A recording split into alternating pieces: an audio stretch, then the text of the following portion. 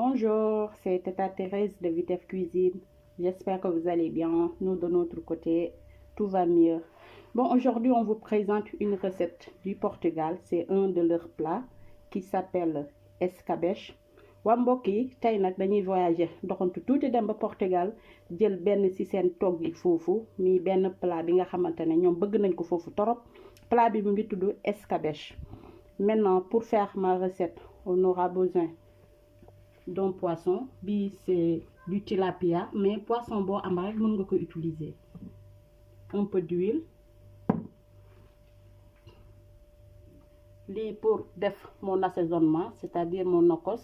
Ici, il y a des oignons, il y a du piment vert, oignon vert, de l'ail, il y a du poivron mixé et un peu de céleri.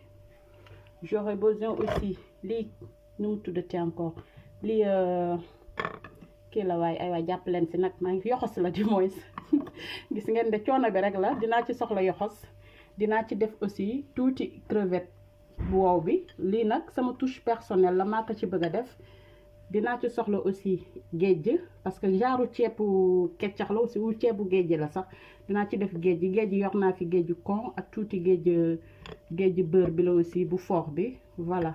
Dinaa ci def aussi haricot blanc muy ñebbe dinaa ci def tamit tuuti tomate concentré parce que da nga koy togg ak soosu soble à côté. Dinaa ci def aussi tomate fraîche dinaa ci def tuuti soble aussi pour def ma sauce de tomate. Dinaa soxla aussi un peu d'épices épicées. J'ai ici du cumin, puis feuille de laurier là, ça c'est du piment, poivre noir et un peu de sel. Naa ci def aussi tëmbal ci kaani piment doux xam nga rek samay mbir moom. Maintenant sans plus tarder, on va commencer à cuisiner d'abord. Waa léegi gis ngeen fii yor naa fi mixeur bi damay mixer sama nokos bi. Je vais faire mon assaisonnement. Là, j'ai mis déjà les poivrons verts et oignons verts. Bon, je vais tout mettre parce que je vous ai déjà montré.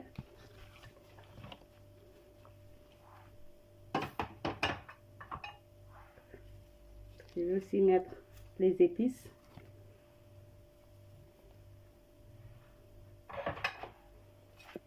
Et je vais mixer. Voilà, là j'ai fini de mixer. Maintenant je vais diviser en deux parce que l'autre je vais rajouter de la tomate fraîche et l'autre ça sera pour le nokos. Là je vais rajouter de la tomate fraîche et mixer.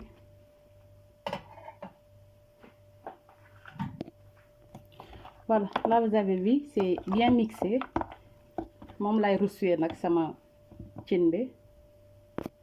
Voilà, là j'ai déjà mis un peu d'huile.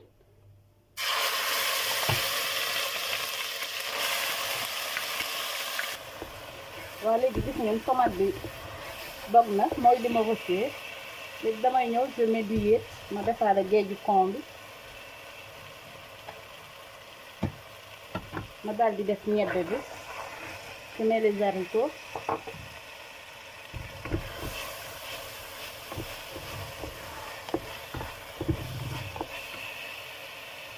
Ma def yoxos bi aussi en même temps.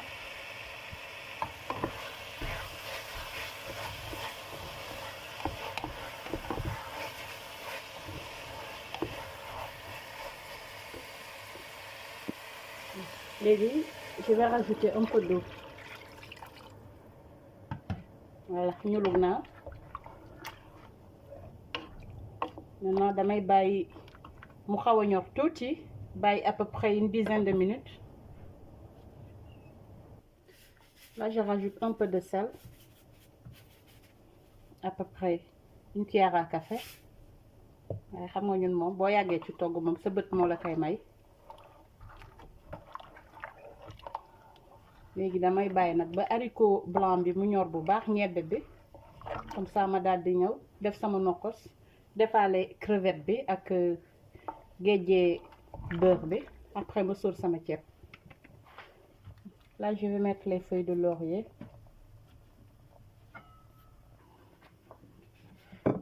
Waa gis ngeen là j'ai le poisson, je vais mettre un peu de sel.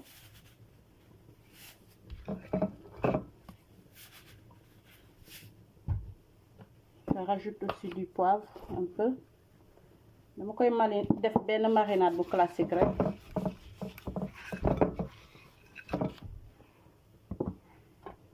waaw je vais mettre un peu de marinade de mooy sauce verte bu ma defaroon ba ma wonen leen ko dama ci tibb tuuti.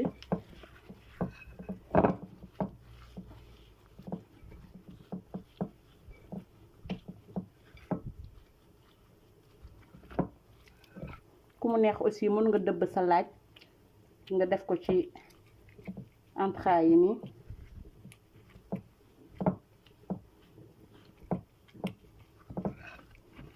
parce que jën bi dama koy fiiriir.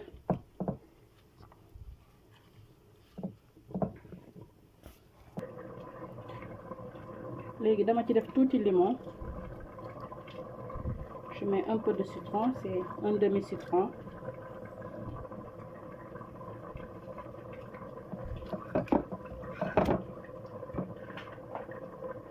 waa léegi gis ngeen damay ñëw saaf sama jën. je vais juste vous montrer une astuce.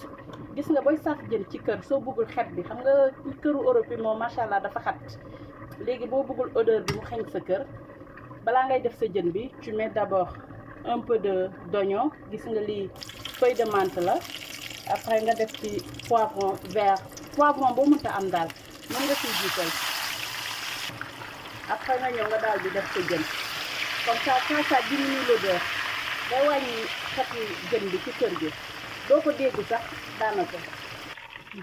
waaw léegi gis ngeen sama cin bi mu ngi commencé kii léegi damay ñëw ma daal di def les crevettes secs.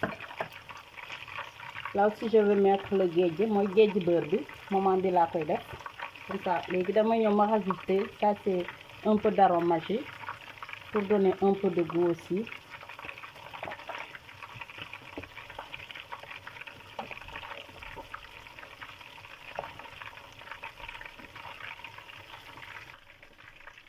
waaw léegi dama ñëw def kaani tëmbal bi dama koy def après ma dindi ko ci kanam bañ mu toj. waaw léegi gis ngeen léegi dama ñëw def ci nokkos bi comme ça ma sóor. je vais rajouter un peu de l'assaisonnement.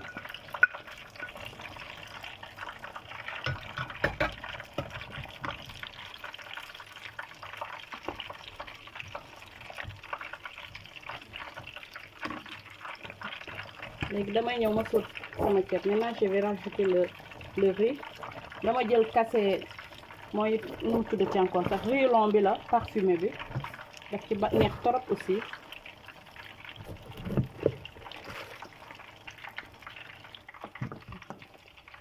voilà léegi gis ngeen maintenant je vais laisser cuire à feu doux.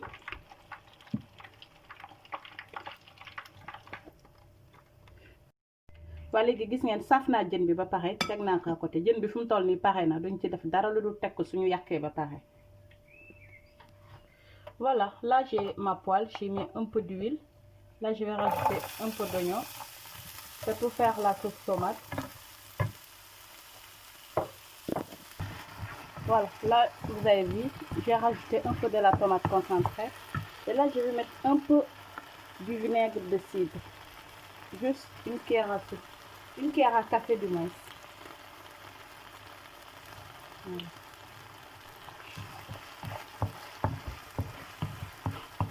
Vous pouvez mettre n'importe quel vinaigre aussi. moi j'ai envie de mettre du vinaigre de cidre.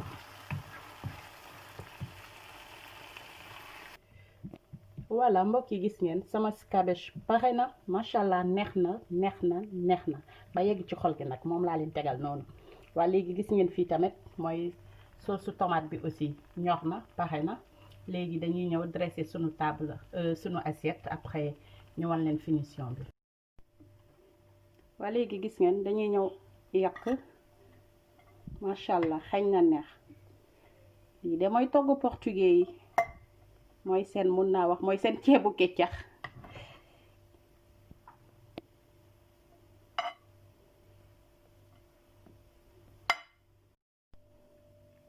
waa mbokk yi gis ngeen macha allah scabeche bi pare na mooy plat portugais bi. tey moom dañoo voyagé dem ba Portugal dem togg comme ni mu leen ko waxee benn ci seen plat yi te bii bokk na ci plat yi nga xamante ne ñoom fonk nañ ko foofu lool waaw ba tax ni nag tey nag comme dañu ne Portugal la dinaa ko may sama sœur yi nekk foofu mi Jacqueline madame Pnak Jacqueline Emmanuel Frera yow laa dédicacé plat bi di ko may aussi Samba Jean-Baptiste Mendy yow yaa moom plat bi di ko may aussi Mélanie sama sista bi nekk foofu noonu ñoom ren malu yéen laa dédié tey plat bi parce que seen plat la yéen ñu ko gën a xam di leen naan tamit yéen mi samay abonné aussi fàttewuma leen benn boor may naa leen plat bi tamit yéen ñëpp di leen naan bu leen fàtte surtout di abonné comme ni mu leen ko waxee rek dee leen di abonné faut pas ngeen di hésiter ngeen di aimer surtout di partager aussi di commenter voilà pourquoi pas di ngeen di def ay suggestions ñu mun a xam aussi comme ni mu leen ko waxee rek ba xam li may def Vitef Cuisine lu muy def doy na leen te ma di leen di dig dajal ba beneen yoon ak beneen recette fii ci Vitef Cuisine merci